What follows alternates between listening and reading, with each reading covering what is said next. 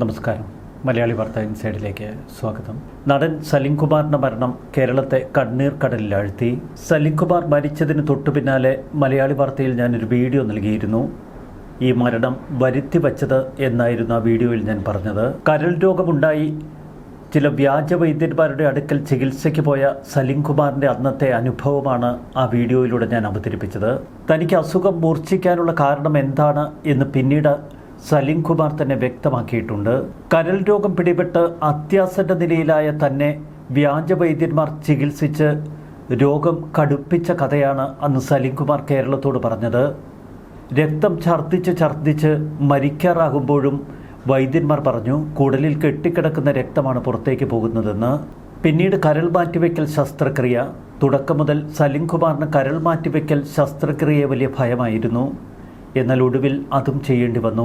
കൊച്ചി അമൃത ആശുപത്രിയിൽ കരൾ മാറ്റിവെക്കൽ ശസ്ത്രക്രിയ ആരംഭിച്ചതിൻ്റെ 20ാം വാർഷികത്തിൻ്റെ ഭാഗമായി സംഘടിപ്പിച്ച അമൃത സ്പർശം എന്ന പരിപാടിയിൽ താൻ നേരിട്ട അനുഭവങ്ങൾ കൃത്യതയോടെ സലിം കുമാർ വിവരിച്ചു. സലിം കുമാറിന്റെ മരണത്തിന് ശേഷം വീണ്ടും ഏറെ ചർച്ചയാവുകയാണ് അന്നത്തെ പ്രസംഗം. ഇന്ന് മനോരമ ഓൺലൈൻ അടക്കം പലരും ഈ വാർത്ത പ്രസിദ്ധീകരിച്ചിരിക്കുന്നു. നമ്മെ ഏറെ ചിരിപ്പിച്ച നടൻ നമ്മെ കരയിപ്പിച്ചു മടങ്ങി. എന്നാൽ സലിം കുമാർ എന്ന വലിയ നടൻ അനുഭവിച്ച ദുരന്തത്തിൻ്റെ കഥ കൂടി നമ്മൾ അറിയണം. സലിം കുമാറിൻ്റെ കഥ ഓരോ മലയാളിയും മനസ്സിരുത്തി കേൾക്കണം. നമുക്ക് ചുറ്റും ഒരുപാട് ഒറ്റമൂലി വ്യാജ വൈദ്യന്മാരുണ്ട്. അവരുടെ കെണിയിൽപ്പെട്ട് ജീവിതമൊടുങ്ങുന്നവരുടെ എണ്ണം ഒട്ടും കുറവല്ല. ഇക്കഴിഞ്ഞ ദിവസം എൻ്റെ ഒരു സുഹൃത്ത് കമ്പത്ത് കൈയൊടിഞ്ഞ് ചികിത്സയ്ക്ക് പോയ കഥ പറഞ്ഞു. അവിടെ യഥാർത്ഥത്തിൽ നല്ലതുപോലെ ചികിത്സിക്കുന്ന ഒരു വൈദ്യരുണ്ട്. അയാളുടെ പേരും പ്രശസ്തിയും കേട്ട് ഒരുപാട് വ്യാജ വൈദ്യന്മാർ ചുറ്റും പെരുകിയിരിക്കുന്നു. അതുകൊണ്ട് അങ്ങോട്ടേക്ക് ചെല്ലുന്ന പലരും യഥാർത്ഥ വൈദ്യൻ്റെ അടുക്കൽ ചെല്ലുന്നില്ല. ഇതുപോലെ കേരളത്തിൻ്റെ മുക്കിലും മൂലയിലുമൊക്കെ ക്യാൻസർ തുടങ്ങി എല്ലാത്തിനും ഒറ്റമൂലി എന്ന പ്രയോഗം നടത്തി പണമുണ്ടാക്കുന്ന ഒരുപാട് വ്യാജ വൈദ്യന്മാരുണ്ട്. അവരൊക്കെയാണ് ഒരുപാട് മനുഷ്യരെ കൊന്നൊടുക്കുന്നത്. ഇതുതന്നെയാണ് സലിം കുമാർ തൻ്റെ പ്രസംഗത്തിൽ പറഞ്ഞത്.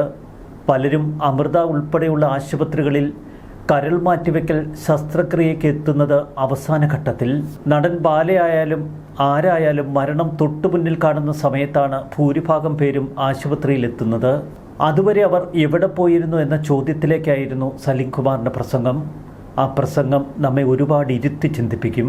മഞ്ഞപ്പിത്തം സർവ്വസാധാരണയായി ആളുകൾക്ക് വരുന്ന അസുഖമാണ്.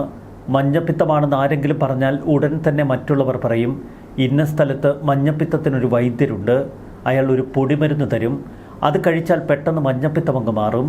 മഞ്ഞപ്പിത്തം വന്ന് ആരും ആശുപത്രിയിലേക്കൊന്നും ഓടിപ്പോകില്ല. ആ വൈദ്യരുടെ അടുക്കൽ ചെന്ന് മരുന്ന് കഴിച്ചാൽ മാറും. ഇത് കേട്ട് പലരും വൈദ്യരുടെ അടുക്കൽ പോയി മരുന്ന് വാങ്ങും. മിക്ക മഞ്ഞപ്പിത്തവും തന്നെ അങ്ങ് മാറും. അത് വൈദ്യരുടെ ക്രെഡിറ്റിൽ വീഴും. വൈദ്യർ കൊടുത്ത മരുന്നൊന്നും കഴിച്ചാൽ മഞ്ഞപ്പിത്തം മാറില്ല.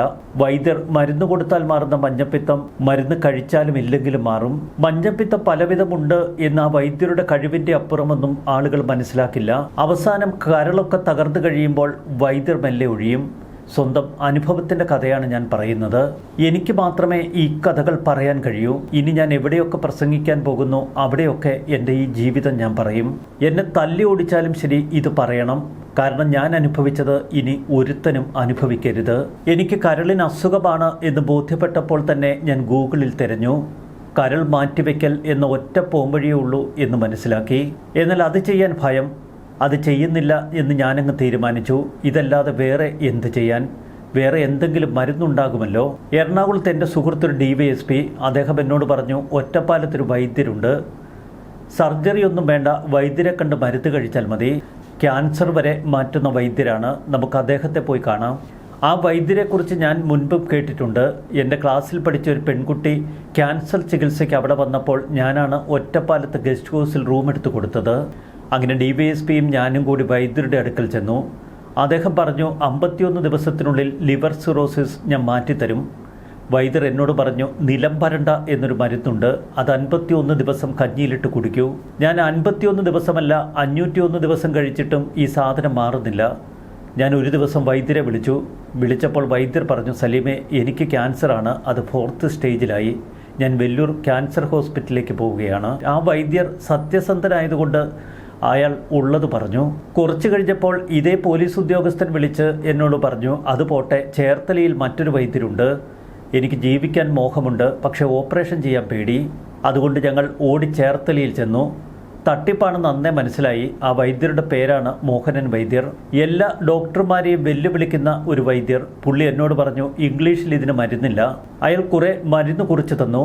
തൊട്ടപ്പുറത്ത് അയാൾ ജൈവവളം കൊണ്ട് ഉൽപ്പാദിപ്പിച്ച നെല്ല്, ചേന, കാച്ചിലൊക്കെ ഇരിപ്പുണ്ട്. ഇതും വാങ്ങണം നമ്മൾ, ഭയങ്കര വിലയാണ്, ഇതേ കഴിക്കാൻ പാടുള്ളൂ എന്ന് അയാൾ പറഞ്ഞു. എനിക്ക് അവിടെ നെല്ലുണ്ട് എന്ന് അയാളോട് പറഞ്ഞു നോക്കി. പക്ഷേ അതൊന്നും കഴിക്കരുത്, വേറൊന്നും കഴിക്കരുത് എന്ന് പറഞ്ഞ് പശു കഴിക്കുന്ന പുല്ല് പറിച്ചു തന്നു. ബാക്കിയുള്ളത് ഇനി ഭാര്യ വീട്ടിൽ നിന്ന് എവിടെയെങ്കിലും പറിച്ചു തരണം. ഞാൻ ഈ സാധനം കഴിച്ചു തുടങ്ങി. എനിക്ക് ഛർദിൽ, വല്ലാത്ത ഛർദിൽ, ഓക്കാനം, ചോരയാണ് ഛർദിക്കുന്നത്. എൻ്റെ മകൻ വൈദ്യരെ വിളിച്ചു ചോദിച്ചു, എന്താണിങ്ങനെ? വൈദ്യർ പറയുകയാണ്, അകത്ത് കുറച്ച് ബ്ലഡ് കിടപ്പുണ്ട്, അത് പുറത്ത് കളയാൻ ഞാൻ മരുന്ന് കൊടുത്തിട്ടുണ്ട്, അത് ഛർദിച്ചു പോകട്ടെ. ഞാൻ ഛർദിയോട് ഛർദിൽ, ചോര തന്നെയാണ് ഛർദിക്കുന്നത്. ഒടുവിൽ കുടൽ പറയുമെന്ന ഘട്ടത്തിലെത്തി. മകനോട് പറഞ്ഞു, ഒന്നുകൂടി ഒന്ന് നീ വിളിച്ചു നോക്ക്. അവൻ പറഞ്ഞു, അച്ഛ അയാൾ ഫോൺ എടുക്കുന്നില്ല. അതെങ്ങനെ ശരിയാവും? ഞാൻ അയാളെ വിശ്വസിച്ചാണ് മരുന്ന് കഴിക്കുന്നത്. പിന്നീട് ഞാൻ പല പ്രാവശ്യം വിളിച്ചു, അപ്പോഴും എടുത്തില്ല. അങ്ങനെ കുറേ പ്രാവശ്യം വിളിച്ചപ്പോൾ അയാൾ എടുത്തു. വേഗം ആശുപത്രിയിൽ കൊണ്ടുപോയി കാണിക്കൂ എന്നാണ് അദ്ദേഹം പറഞ്ഞത്. ഡോക്ടർമാരെ വെല്ലുവിളിച്ച് നടക്കുന്ന വൈദ്യരാണ്. അയാൾ പറയുന്നു ആശുപത്രിയിൽ കൊണ്ടുപോയി കാണിക്കാൻ. അപ്പോഴേക്കും ഏറെ വൈകി. ഞാൻ എൻ്റെ സുഹൃത്തായ DYSP വീണ്ടും വിളിച്ചു. ആ വൈദ്യർ മഹാകള്ളനാണ്. അപ്പോഴതാ DYSP പറയുന്നു, മലയാറ്റൂരിൽ മറ്റൊരു വൈദ്യരുണ്ട്, അങ്ങോട്ട് പോകാം. അങ്ങനെ ഞാനും ഭാര്യയും അദ്ദേഹവും കൂടി മലയാറ്റൂരിൽ വൈദ്യരെ കാണാൻ പോയി.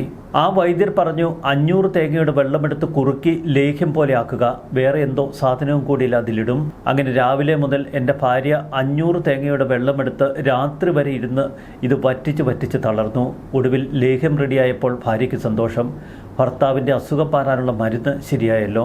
ഞാൻ ഇത് കഴിച്ചതും എൻ്റെ ഛർദി കൂടി. ഇതൊന്നും താങ്ങുന്നില്ല വൈദ്യരെ എന്ന് വിളിച്ച് വൈദ്യരോട് പറഞ്ഞു. അയാൾ പറഞ്ഞു, ശരീരം റിജക്റ്റ് ചെയ്യുകയാണ്, നിങ്ങളൊരു കാര്യം ചെയ്യൂ, ഈ മരുന്ന് കളയണ്ട, ദേഹം പൊള്ളുമ്പോൾ പുരട്ടാൻ വെച്ചേക്കൂ. ശരീരത്തിൽ പൊള്ളലുണ്ടാകുമ്പോൾ ലിവർ സിറോസിസിന്റെ മരുന്ന് പുരട്ടാം എന്ന് പറയുകയാണ് ആ വൈദ്യർ. ഭാര്യ അത് ഇപ്പോഴും സൂക്ഷിച്ചു വെച്ചിട്ടുണ്ട്. അടുപ്പിൽ നിന്ന് എന്തെങ്കിലും പൊള്ളലുണ്ടായാൽ ഉടനെ ലിവർ സിറോസിസിന്റെ മരുന്നെടുത്ത് അതിൽ പുരട്ടും. ഇപ്പോൾ വയനാട്ടിൽ ഒരു വൈദ്യർ പറഞ്ഞു നടക്കുന്നു, ഞാനാണ് സലിംകുമാറിനെ ചികിത്സിച്ച് രോഗം ഭേദമാക്കിയത് എന്നൊക്കെ. എന്റെ പൊടിമരുന്ന് കൊടുത്തിട്ടാണ് സലിംകുമാർ രക്ഷപ്പെട്ടത് എന്നാണ് അയാൾ പറഞ്ഞു വരുത്തുന്നത്. ഞാൻ അങ്ങനെ ഒരാളെ കണ്ടിട്ട് പോലുമില്ല. ഞാൻ എവിടെയൊക്കെ വൈദ്യന്മാരുടെ അടുക്കൽ ചെന്നിട്ടുണ്ടോ ആ വൈദ്യന്മാരൊക്കെ എൻ്റെ ഫോട്ടോ എടുത്ത് അവർ അവരുടെ പബ്ലിസിറ്റിക്ക് ഉപയോഗിച്ചു. മലയാറ്റൂരെ വൈദ്യരെ വീണ്ടും കാണാൻ പോയപ്പോൾ വൈദ്യർ ചോദിച്ചു, വെയിറ്റ് ഇപ്പോൾ എങ്ങനെയുണ്ട്? ഞാൻ എൻ്റെ വീട്ടിൽ നോക്കിയപ്പോൾ 5 കിലോ കൂടിയിട്ടുണ്ട്. അപ്പോൾ വൈദ്യർ പറയുകയാണ്, കണ്ടോ മരുന്ന് ഫലിച്ചു. ഇതൊന്ന് എഴുതി കൊടുക്കാൻ പുള്ളി പറഞ്ഞു. ഞാൻ എഴുതി കൊടുത്തു, ഈ മരുന്ന് കഴിച്ച് എനിക്ക് അസുഖം കുറവുണ്ടെന്ന്. അതവർ എൻ്റെ സർട്ടിഫിക്കറ്റായി അവിടെ വലിയ പബ്ലിസിറ്റിക്ക് ഉപയോഗിക്കുന്നു. ഞാൻ ആശുപത്രിയിൽ പോയി വീണ്ടും തൂക്കം നോക്കിയപ്പോൾ ഞാൻ വീട്ടിൽ നോക്കിയ തൂക്കം തെറ്റാണ്.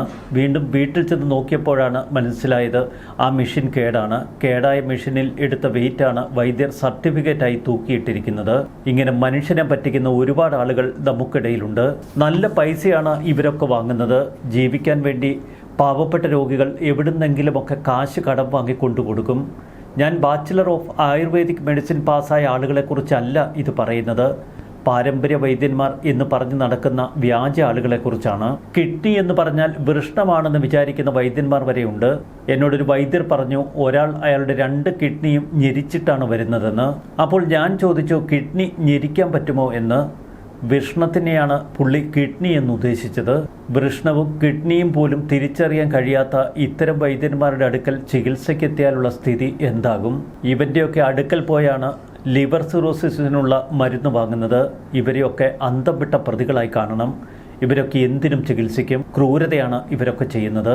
ഇംഗ്ലീഷ് മരുന്ന് എന്ന വ്യാജേന മരുന്ന് കൊടുക്കുന്നവരുണ്ട്. സിദ്ദിഖിക്ക് കഴിച്ച മരുന്ന് അതിലൊന്ന് ഞാനും കഴിച്ചിട്ടുണ്ട്. ഇംഗ്ലീഷ് മരുന്നിനെ പണ്ടേ പേടിയായിരുന്നു. അതുകൊണ്ട് എവിടെയൊക്കെ തട്ടിപ്പുണ്ടോ അവിടെയൊക്കെ ഞാൻ ചെന്ന് ചാടിക്കൊടുത്തു. പലരും കൊടുക്കുന്നത് ഫുഡ് സപ്ലിമെൻ്റ് ആണ്.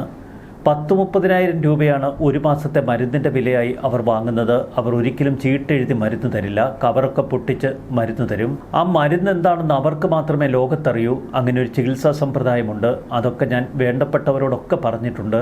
ഇത്തരം കള്ളന്മാരൊക്കെ തടിച്ചു കൊഴുക്കുകയാണ്. ഉമ്മൻചാണ്ടി എന്ന മനുഷ്യനോട് എനിക്ക് നന്ദി പറയാനുണ്ട്. അദ്ദേഹം കാരുണ്യ ലോട്ടറി എന്ന സംഭവം ഉണ്ടാക്കി. കരൾ മാറ്റിവെച്ചവർക്കും കിഡ്നി മാറ്റിവെച്ചവർക്കുമൊക്കെ സഹായം കൊടുത്തു. അതൊരു വലിയ അനുഗ്രഹമായിരുന്നു. അതിന്നില്ല.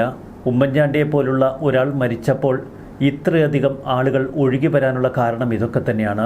അദ്ദേഹത്തെ ഈ സമയത്ത് ഓർക്കണം. ഇതൊക്കെ ജനങ്ങളിലേക്ക് എത്തിക്കാൻ വേണ്ടിയുള്ള പരിശ്രമം, ഇങ്ങനെയുള്ള കൂട്ടായ്മകൾ അത് പാവപ്പെട്ട രോഗികൾക്ക് സഹായമാകും. സലിം കുമാറിൻ്റെ ഈ പ്രസംഗം മനസ്സിരുത്തി നമ്മൾ ചിന്തിക്കണം. വലിയ രോഗം പിടിപെടുമ്പോൾ വ്യാജ വൈദ്യന്മാരുടെ അടുക്കൽ ചെന്ന് ജീവിതം കളയുന്ന എത്ര ആളുകൾ നമുക്ക് ചുറ്റുമുണ്ട്. വലിയ ക്രൂരതയാണ് ഈ വ്യാജ വൈദ്യന്മാർ സലിം കുമാറിനോട് ചെയ്തത്. അതല്ലെങ്കിൽ അദ്ദേഹം ഒരുപക്ഷെ ഇപ്പോഴും നമുക്കിടയിലൊക്കെ ഉണ്ടായേനെ. ന്യൂസ് ഡെസ്ക് മലയാളി വാർത്ത ഇൻസൈഡ്.